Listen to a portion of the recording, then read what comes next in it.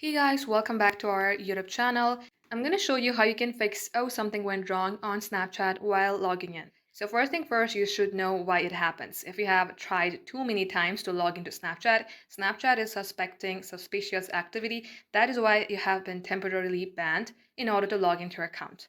Now here are some fixes. The first fix is simply waiting for a couple hours. If you wait for say 5 hours or so and then try again, this ban might be lifted. If it's still not working for you, then check if your application needs to be updated. Head over to your Play Store, search for Snapchat.